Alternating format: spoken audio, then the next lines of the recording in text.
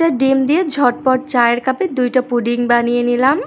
একদম পারফেক্ট হয়েছিল আর খেতেও হয়েছিল কিন্তু অনেক মজার। দেখা যায় যে হুটহাট কিন্তু পুডিং খেতে মন চায়, বা ঘরে ছোট বাচ্চারা থাকলে তারাও কিন্তু বায়না করে বসে, তখন কিন্তু ঝটপট বানিয়ে নিতে পারেন।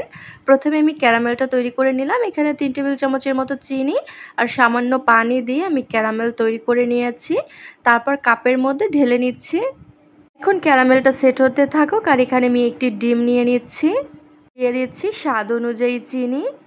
ফ্লেভারের জন্য সামান্য পরিমাণ ভ্যানিলা এসেন্স দিয়ে দেব। এখন ডিম চিনি খুব ভালো মতো করে ফেটিয়ে নিচ্ছি। 3 থেকে 4 মিনিটের মতো ফেটালেই হয়ে যাবে, তাহলে চিনিও গলে যাবে। আর এখানে 1 কাপের চাইতে কম একটু লিকুইড দুধ দিয়ে দিলাম। দুধটা আমি জাল করে ঘন করে নিয়েছিলাম। এখন ডিম আর দুধ খুব ভালো মতো করে মিশিয়ে নিচ্ছি। এখন এখানে সামান্য পরিমাণ একটু লবণ দিয়ে আবারও ভালো মতো করে একটু মিশিয়ে নিচ্ছি। আর লবণ যদি দিতে না চান তাহলে কিন্তু স্কিপ করতে পারেন। এখন আমি যে 2টা কাপের মধ্যে ক্যারামেল সেট করে নিয়েছি সেই কাপের মধ্যে একটু ছেঁকে দিয়ে দিচ্ছি।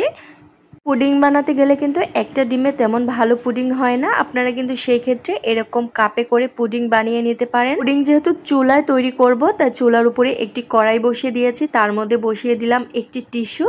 এখন আমি এখানে পানি দিচ্ছি, 2 কাপের মতো পানি দিয়ে দিলেই হবে। পানি যখন হালকা গরম হয়ে যাবে তখন কাপ দুটো বসিয়ে দিচ্ছি। এখন ঢাকনা দিয়ে ঢেকে দেব। তো ঢাকনার উপরে যে ছিদ্রটা রয়েছে সেই ছিদ্রটাও একটি কাগজের সাহায্যে একটু বন্ধ করে দিচ্ছি। 15 থেকে 20 মিনিটের মতো ঢাকনা দিয়ে ঢেকে রাখলেই কিন্তু হবে। তো 20 মিনিট পরে আমি একটু ঢাকনাটা তুলে নিচ্ছি। আর চুলার আঁচ কিন্তু মিডিয়াম থেকে লোতে রাখতে হবে। দেখুন এই 20 মিনিটের মধ্যেই কিন্তু হয়ে গেছে, আর ঢাকনা দিয়ে ঢাকতে হবে না। তো আমি একটা কাঠি দিয়ে একটু চেক করে নিচ্ছি। দেখুন কাঠিটা কিন্তু একদম ক্লিয়ার এসেছে, তার মানে পুডিংটা কিন্তু একদম পারফেক্ট হয়ে গেছে। তো আমি চুলা থেকে নামিয়ে নিচ্ছি। এই পুডিংগুলো কিন্তু এখন সাথে সাথেই মোল্ড আউট করতে যাবেন না, একটু ঠান্ডা করে নিয়ে তারপরে মোল্ড আউট করবেন, তাহলে কিন্তু একদম পারফেক্টভাবে মোল্ড আউট করে নিতে পারবেন, একটুও ভেঙে যাবে না। একটু ঠান্ডা করে নিয়ে আমি একটি নাইফের সাহায্যে পাশ থেকে এরকম একটু আলগা করে দিচ্ছি। এতে কিন্তু খুব সহজেই মোল্ড আউট করে নিতে পারবেন, একদম ভেঙে যাবে না। আপনারা আমার কাপ দুটো দেখেই কিন্তু বুঝতে পারছেন যে কাপ দুটো কিন্তু বেশি ছড়ানো না, তবে মোল্ড আউট করার সময় আমি বুঝতে পেরেছি যে এরকম ধরনের কাপের চাইতে একটু ছড়ানো যে কাপগুলো হয় সেই কাপগুলোতে কিন্তু কাপ পুডিং বানালে সেইটা বেশি পারফেক্ট হয়। যেহেতু আমি এভাবে প্রথমবারের মতো বানিয়ে ফেলেছি তাই বুঝতে পারিনি। দেখুন একদম পারফেক্ট হয়েছে কিন্তু।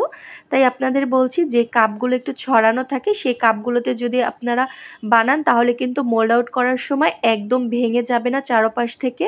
ডেজার্টের মধ্যে সবচেয়ে সহজ কিন্তু পুডিং বানানো। তো যখন খেতে মন চাইবে তখন কিন্তু ঝটপট কাপে করে এরকম কিউট পুডিং বানিয়ে নিতে পারবেন।